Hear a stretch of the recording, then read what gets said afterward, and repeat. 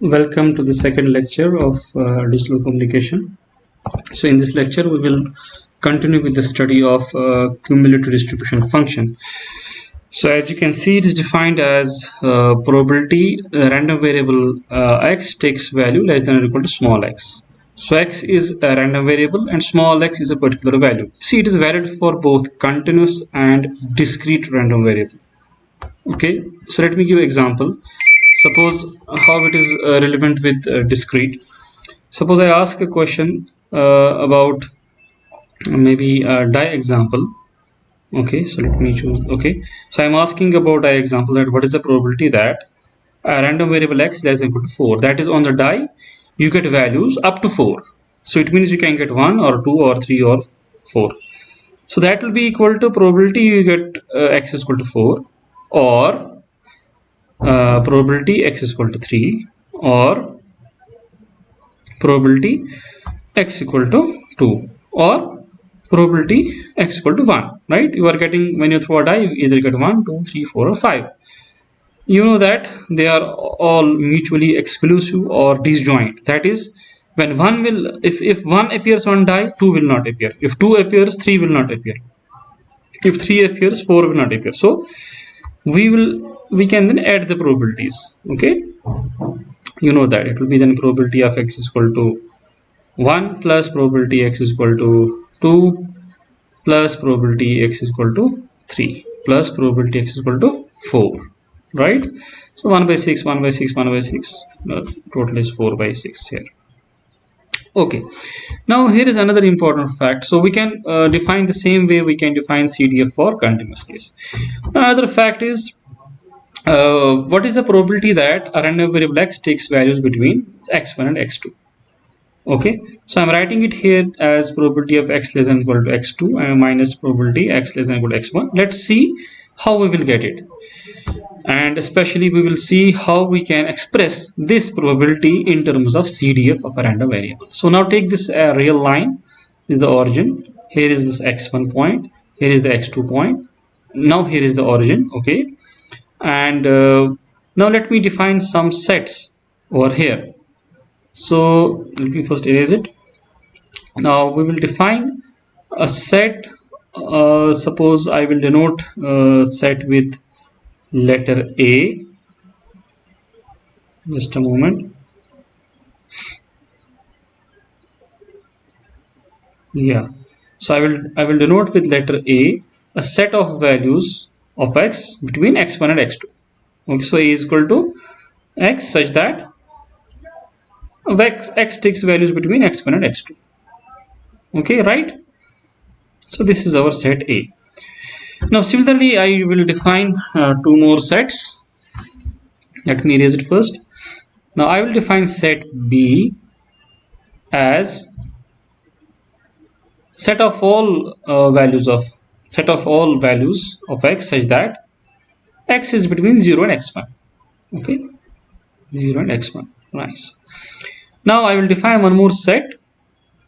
I will call it C, and I will define it as set of all values of x such that x is between 0 and x2. Nice. So one set between x1 x2, other between 0 to x1, other between 0 to x2. Now we can clearly see from this real line that this set C is, if you take the union of set A and set B, you will get set C. So I need to suppose express what is the probability of event A, what is the probability of event B, what is the probability of event C. Okay, now I can easily see that C is equal to A union B. Just see on the graph, if you take union of A and B, right, like this, so here is this C. Clearly I can see that this C is union of A and B. See, this is A, this is B between the two blue lines, and if I take the union, I will get back the whole set C. Nice. So, and A and B are mutually exclusive, right? There is nothing common in between A and B. Okay, so we have to actually avoid here equality, but that doesn't matter. So now Let me erase it first. Now I know that C is equal to A union B. Now what is the probability of C then? By the axiom of probability, since A and B are disjoint, so it is probability of A plus probability of B. Nice. Now what is probability of B? We can express as probability of C. Probability of B we can write as probability of C minus probability of A. So far so good. Now what is C? C is B. B is probability between x lies between x1 and x2. Correct. So it is, and C is probability that x is less than or equal to x2. A is probability that x less than or equal to x1. Now if this is clear, now we go back to here. Now we have actually shown graphically that this is the set C, this is the set B, this is set A, right? X less than or equal to x1. Let's assume that random variable takes only positive values. Then we can express it as probability of x less than or equal to x2, which is fx of x2, cd of at x2. Similarly, probability of x less than or equal to x1 is cd of at x1. Right? Recall the definition of CDF. So probability a random variable takes value between any two values is difference of CDF at two extreme values, right? Now no matter how close x1 x2 are, that is, we can basically take x1 x2 very close. So if I take x1 suppose 1 and x2 I can take 1.00001, no one can stop me. Okay, so no matter how close x1 and x2 I take, this definition is still valid for continuous as well as discrete random variable right till now. Okay, so even if x1 is 1, x2 is 1.001, it doesn't matter. Now we ask another question: what is the probability that x lies between x plus delta x and x? So I am giving a small increment to x, delta x. It can be 0.00001, 10 to the power minus 99, 10 to the power minus 100, anything. What is the probability that random variable x takes value between x and x plus delta x? Small perturbation, small increment in x. So we can use the above fact number 2, right? So it is fx of x plus delta x, the right extreme value, minus CDF computed at x. Now we can take this delta x as small as possible, tending to 0, not equal to 0. Okay. Now for continuous random variables, we define this ratio. Difference between CDF at these 2 points is divided by delta x, and we take delta x as close to 0 as we wish. Hence we can define the probability density function for random variable as, we take the limit delta x goes to 0. This becomes the famous class 12th calculus formula for differential of a function. Here in this case, it is derivative of CDF dfx upon dx, and it's called a probability density function. It is analog of probability mass function, not same. It gives us a likelihood of what is the likelihood of a random variable taking some particular value. Okay, if PDF has high value, it means it is more likely that that value will occur more often. It has two fundamental properties. One is that it is non-negative, fx of x is greater than or equal to 0. The other is that integral of PDF for all the values is equal to 1. Actually, these two properties follow from the basic axioms of probability, which we have already seen in slide number 1. What are the axioms of probability? That probability is positive and the probability of sample space is 1. That is, probability that anything happens is 1. So probability of sample space is 1 is equivalent here that the integral over all sample space of this PDF should be 1. Okay, so this follows from the axioms of the probability. Now this CDF, PDF, PMF has all information about random variable, but we sometimes need a single number. Suppose I want to know about random variable, but I want to know it in a single number. I don't need these formulas and this. I want some number. You tell me. Suppose one of the things I want to know is what is the mean value, what is the most probable value which a random variable can take. It's called expectation. Also we call it mean. Okay, it gives us an average sense. On an average, what a random variable what is average value, or that is the most probable value a random variable can take, or the mean expectation is a value around which all other values will occur. Okay, so we need to define this expectation, and here is a definition. I will give justification also for this definition very soon. Just a moment, I want to pause for a couple of seconds. Okay, sorry for the interruption. Now I will give the justification of why we are defining expectation in this way: summation x p of x, or for continuous integral x p of x. Now let's take the example of die. Okay, let me first erase it.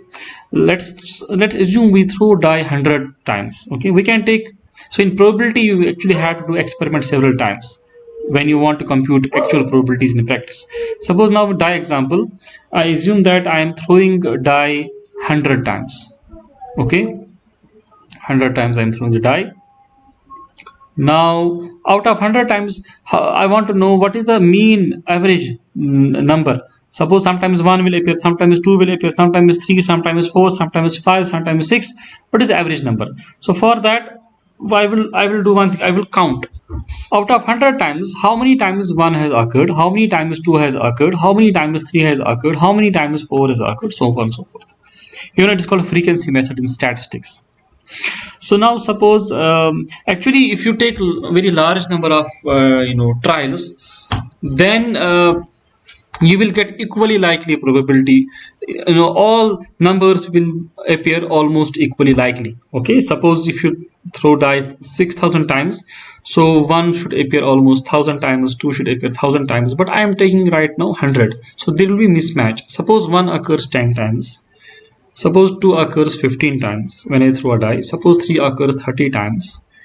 Let me count. Okay, now 24 occurs 25 times, and the number 5 occurs, suppose it occurs maybe 10 times.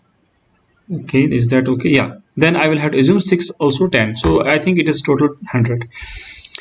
Now if I want to compute what is the average number, mean of all the numbers I got when I throw a die.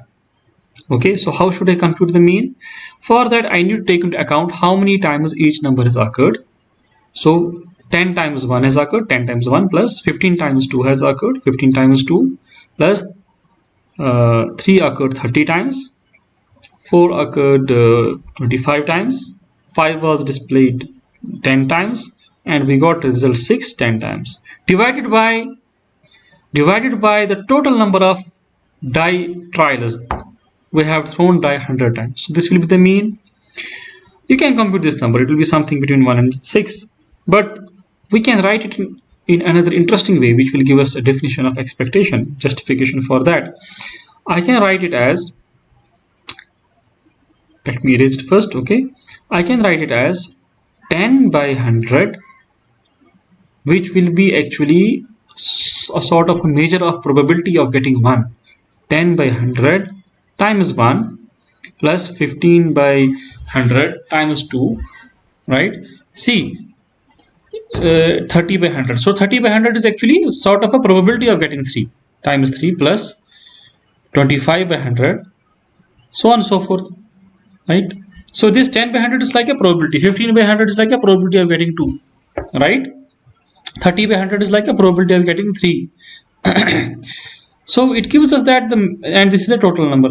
Now it gives us a notion that expectation should be defined in this way, that you multiply probability with the value it gets. Suppose if you have 6,000 trials, in 6,000 we are doing a lot of experiments, so we assume that 1,000 times 1 will occur, 1,000 times 2 will occur, 1,000 times 3 will occur, so on and so forth, 4 5, all numbers will occur almost equal times. But practically it will not be exactly 1,000, it can be 995, 1005, 920 or anything, but it will be almost equally likely. Now this gives us motivation for defining expectation of, at least for discrete random variable, that you multiply the probability with the value. Suppose random variable takes any particular value, multiply that value with the probability of that random variable at that point, and then plus another point, probability of that random variable. So in general it's x times px of x. So this 10 by 100, 15 by 100, they're all probability mass functions, summation over all x. So this gives us the notion of expectation, a mean of a random variable.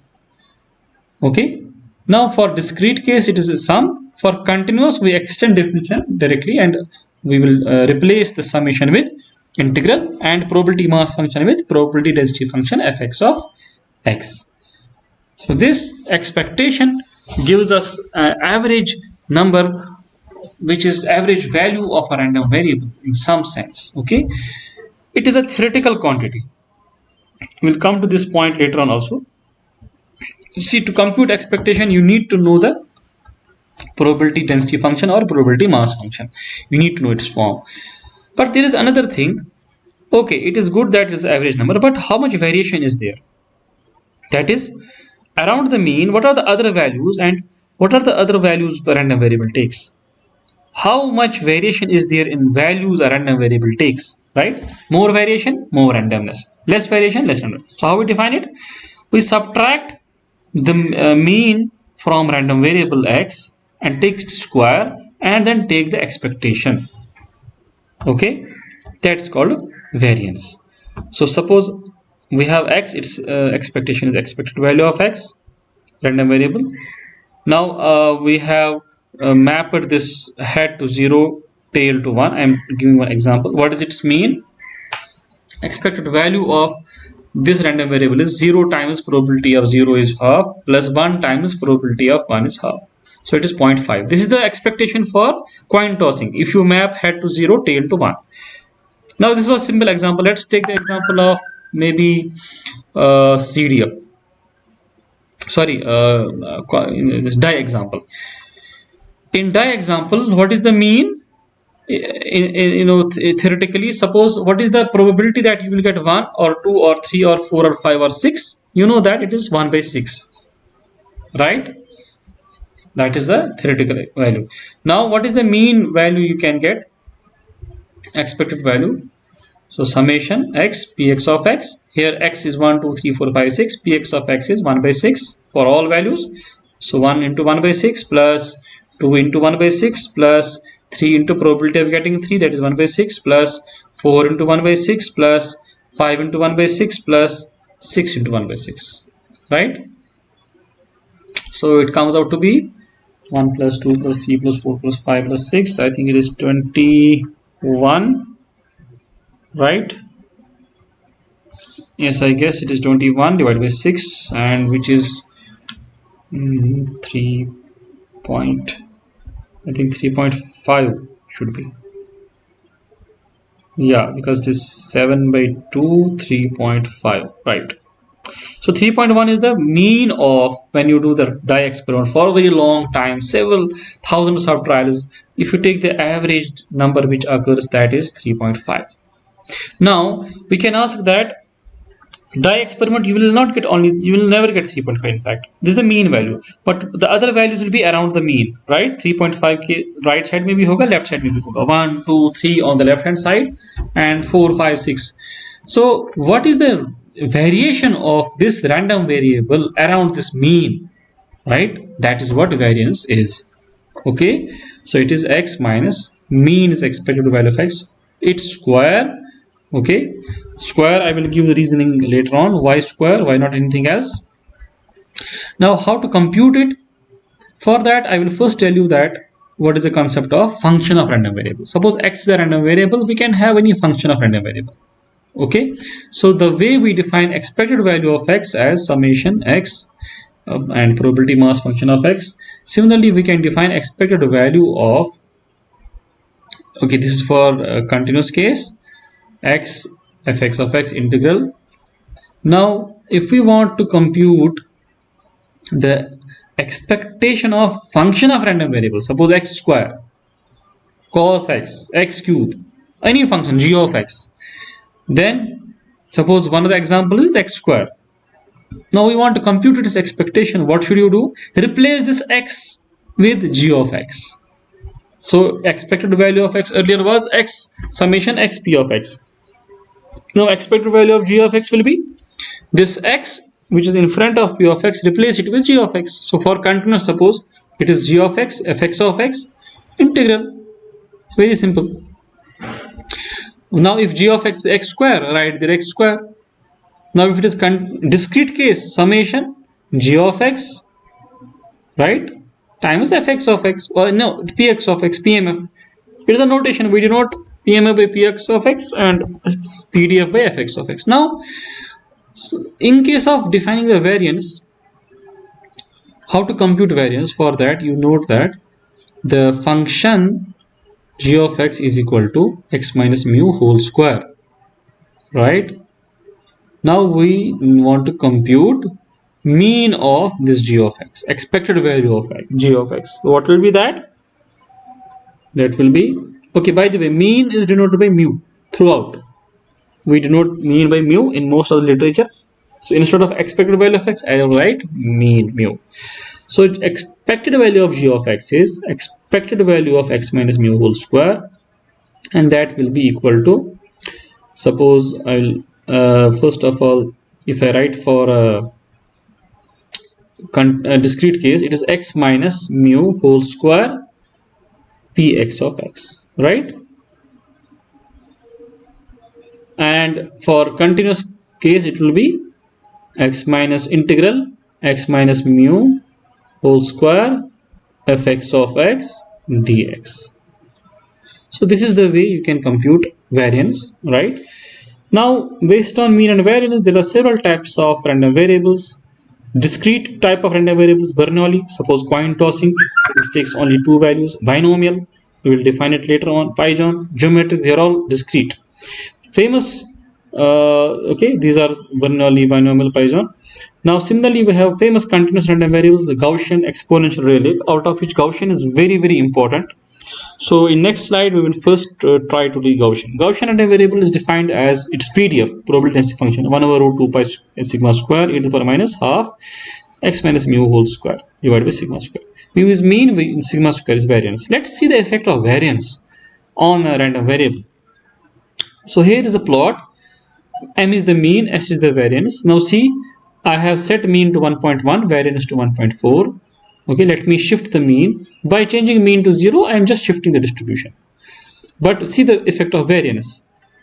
If I change the variance, see that the values which a random variable takes, okay, that range increases or decreases. See, I am increasing the variance, so you are seeing that it gets flattened, and now we are getting more and more values. It is now even going towards minus 6. Now I am decreasing it, I am coming towards 4. Now even closer, right? So let me change the mean. That just shifts the distribution. So mean has no effect on the randomness. That you should, mean is just one scaling factor. It just shifts. Okay. Now I will keep it at suppose here is mean is 1, so it gets shifted towards 1. Now let me bring it back to 0. Okay, just a moment. Yeah, so now see, even if it has 1, so we are I'm just explaining the variance again. So if I increase the variance, see now even the values at 6, it has some probability, it has some chance that it can even take 6 value, right? Even beyond 6 also there is a non-zero. After 8 the probability. Now I am decreasing the variance. Now see, the chances that it gets value near 6 are now almost 0. Okay, now if I further decrease it, okay, you see it gets shrinked. So more and more chances that values are taken only near the mean 1, right? So that is, now I will shift the mean to 0. Okay, now chances are that more and more values are concentrated near the mean 0. Small variance, less randomness, very less range of values a random variable will take. Now see, I will further decrease it, 0.04. You see, further decrease it. The probability of getting values near 0 has increased. Now the random variable cannot take values beyond 0.1 on this side point. Now I have further decreased it, 0.04. You see, it becomes almost impulse. Okay, it almost becomes impulse. very small range of values random variable will take. It becomes almost a deterministic thing. In fact, as variance goes to 0 exactly, a random variable is not a random variable. It becomes a deterministic thing. Now it is 0.4. See again. Okay. So this much in this class. Okay. So we'll meet next time. So by that time, you should revise all these concepts. Okay. You should revise fundamentals. Then we will discuss multiple multivariate distributions. That is when we have more than one variable. Till then, goodbye.